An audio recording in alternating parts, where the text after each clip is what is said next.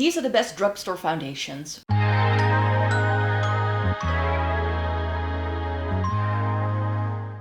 Welcome to everybody watching today. Thank you so very much for joining me. I am doing this video today all about my favorite drugstore foundations. There are 7 of them in my current makeup collection. I'm going to tell you all the do's and don'ts for drugstore foundation for my skin type and my skin tone, because those are the 2 main factors why I only have 7 of them and why mostly everything else in the foundation category in my makeup collection is either K-beauty or it's a higher end product. So before I get to the 7 products, and I'll make sure to swatch them on the back of my hand as well so you can see a little bit what the shades are like. It's not going to give you the full picture because I really feel with foundations that just a full-on swatch is never going to give you the full story. You need to see it on someone's face. Luckily for all of these, I do have reviews and either videos up where I'm using them or where you can see it on my full face. So I'll make sure to link those in the description box down below as well, so you can see exactly what these things look like on.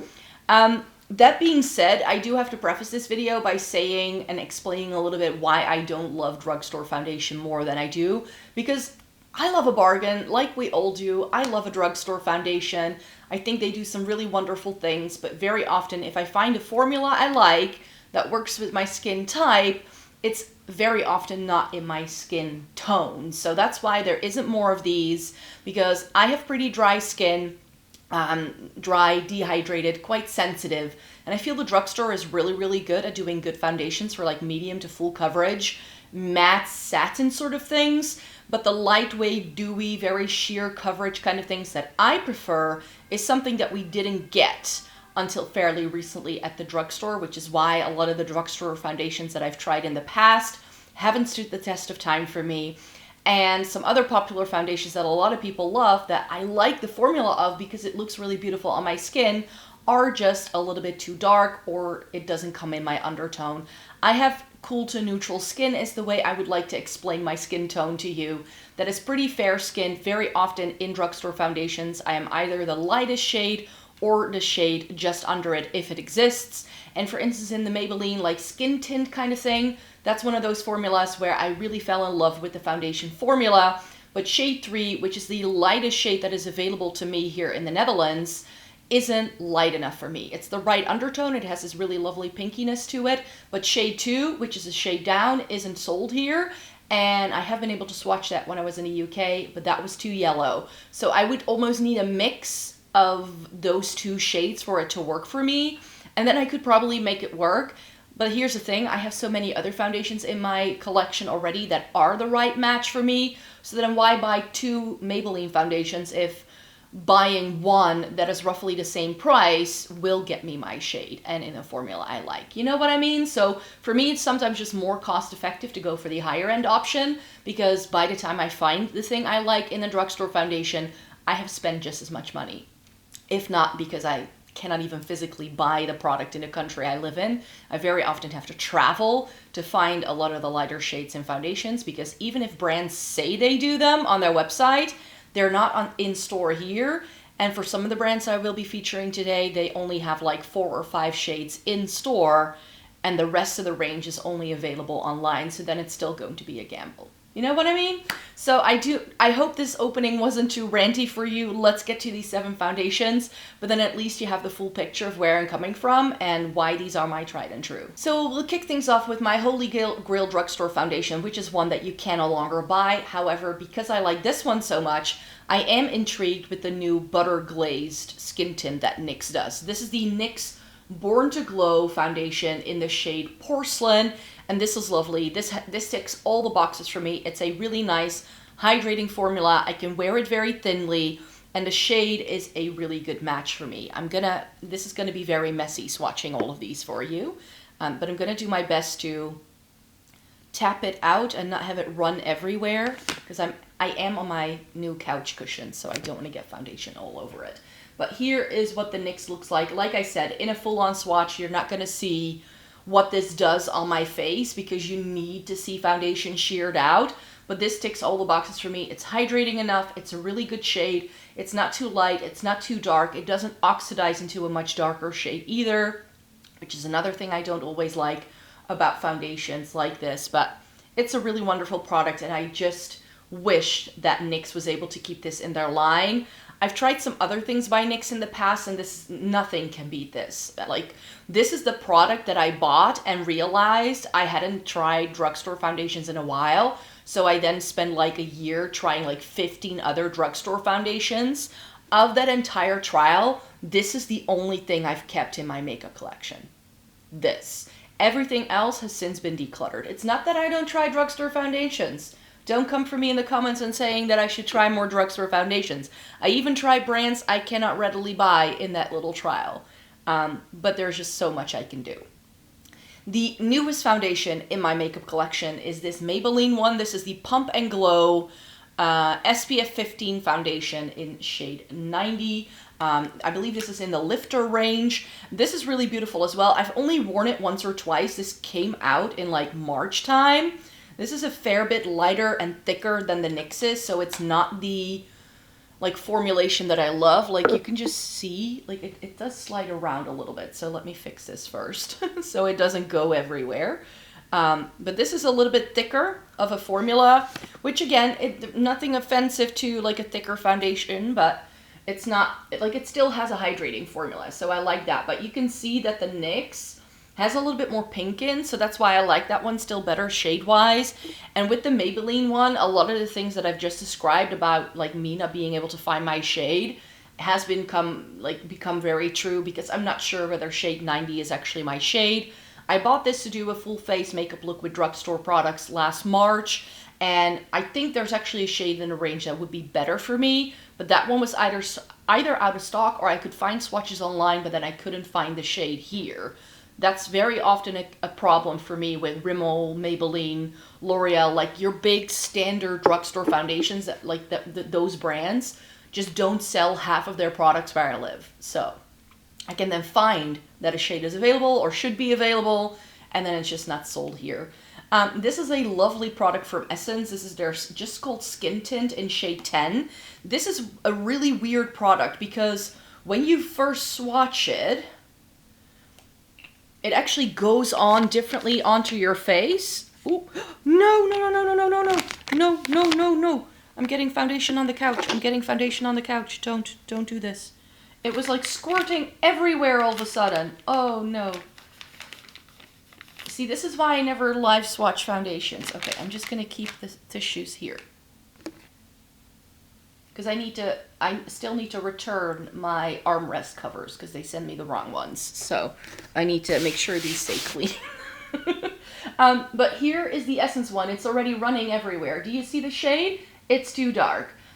Unless, I don't know, I don't think I can show you this. Oh, here we go. Do you see that it becomes lighter?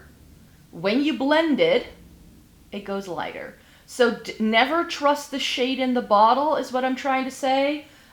Because, oh, this is way too much as well, for just a quick little swatch. let me take like half of it off so we can have a bit more real estate for some of the other options in a second. Because when you blend this, it goes a lot lighter. It's a really weird product. It's one of the things that really looks in the tube like it may not work for you, but then you actually put it on your face and then it does. That's the way this one has always worked for me, and it's a really beautiful product. It's hydrating enough. It does come in my shade, but this is the lightest shade that they did. And this is another one of those things where I'm like, I love Essence and Catrice. I think they do wonderful products, but they only keep their products around for a hot minute, and very often I fall in love with one of their foundations and it's only around for 6 months. I'm not even sure you can still get this. Which is a bit of a shame. And then there's two of my favorite brands that I have a little bit more by, which is Catrice and Kiko Milano. The Catrice Soft Glam Filter Fluid. I know this is not technically a foundation, but this to me works like a foundation. If I want to go very sort of low maintenance, no makeup kind of thing. Mine is in shade 010 Fair Light. I need to shake this up, I think. Let's shake it up. And this is beautiful. It's a dupe for the Charlotte Tilbury Hollywood Flawless Filter, of course. And this, it gives just a little bit of coverage on those no makeup-y days. It has a bit of glow. This, with just a little bit of concealer, is really beautiful. And I like mine better than I do the Charlotte Tilbury one. It's very lightweight, very dewy on the skin, really beautiful. But I do feel you need to have really good skin to be able to pull this off by itself, like I do. I don't have a lot of like texture in my skin in the sense of like bumps and lumps or like little cavities, because I think that if you have more acne prone skin, this is not going to give you the coverage you want. Like I said, on very minimal days where I don't want to wear a lot, this product is amazing for me. I tend to wear it a lot in the summertime because that glow just sort of blends with my skin tone then quite well. And then I just use a little bit of concealer in targeted areas and it works really well. But this does have a little bit more coverage than the Charlotte Tilbury one does. And I like the glow. Like I'm not offended. It's not like sparkly.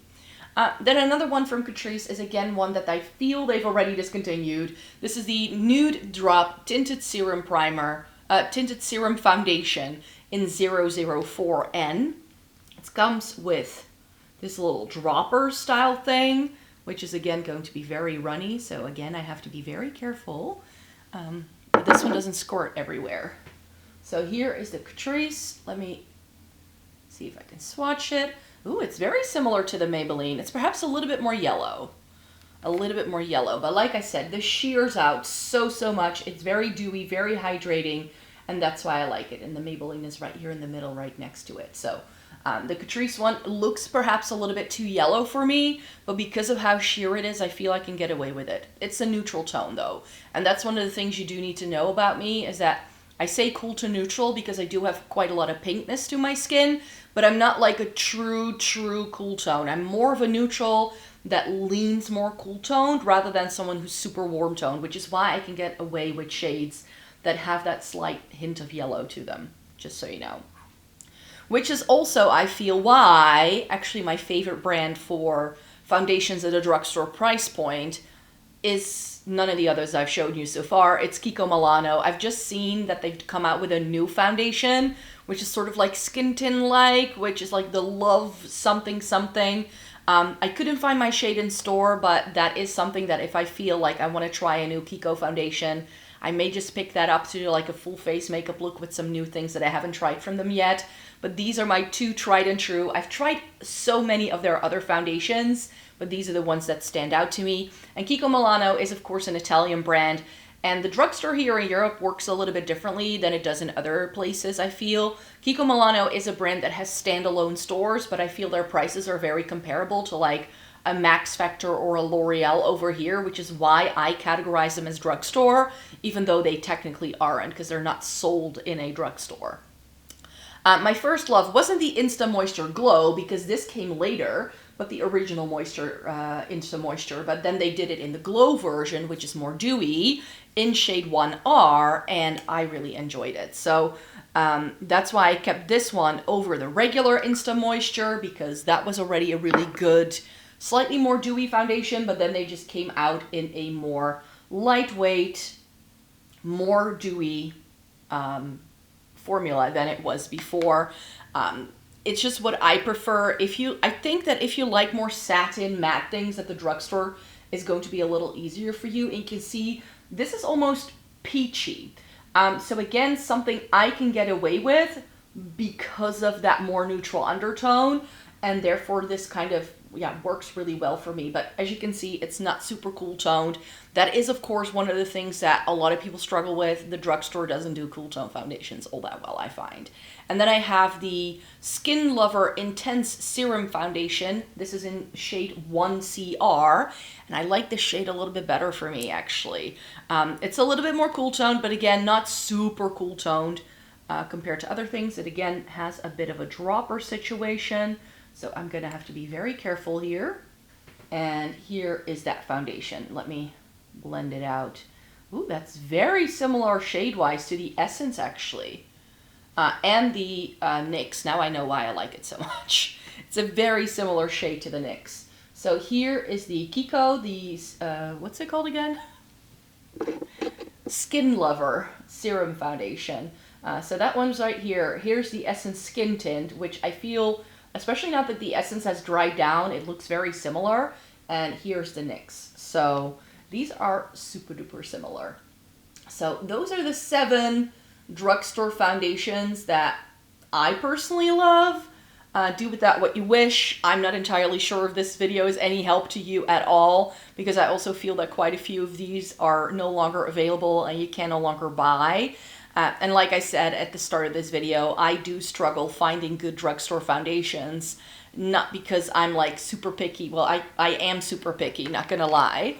But that's not the only reason. It's just one of those things where I'm like, if I, like, especially with like, I think the Maybelline foundation, this, I don't remember what I paid for this. There was a promotion when I bought those Maybelline products. That's why I got them.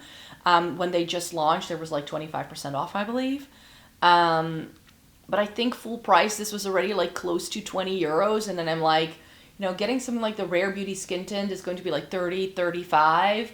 A House Labs foundation is like 40. So if I pay a little bit more, I get not only a formula I like, but also a shade that works better for me, and I can test it on my face really easily.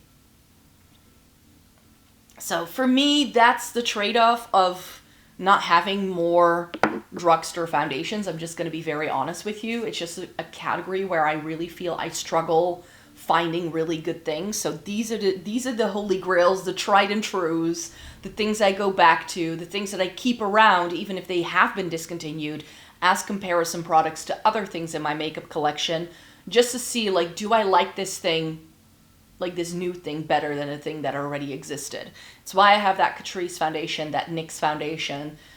Do I wear them a ton? No. But now that I've done this video, I think that if I do use up a foundation this year, because this Born to Glow from NYX, it does feel like it's like already half gone. So I may just have to use this up, but after I buy the new butter glazed one, because if I try that one, then I can compare it to each other and then use up this one. So I think this is going to be part of a use up pile towards the end of the year, or maybe a little like part of my project pan for 2026.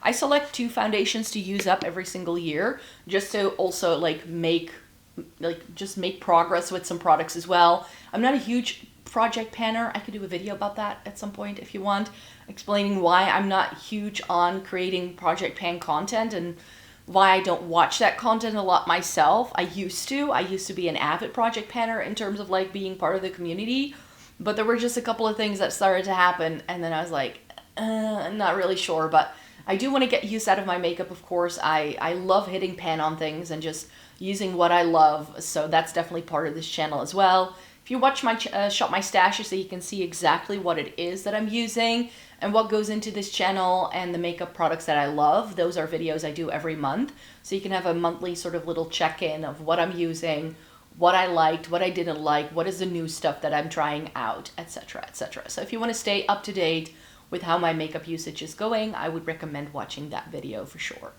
Stay tuned in the meantime, because I do come on here and make 4 videos a week. So if you'd like to see more, then I hope you would like to stay tuned, and I hope to see you again in a new video very, very soon. Bye-bye.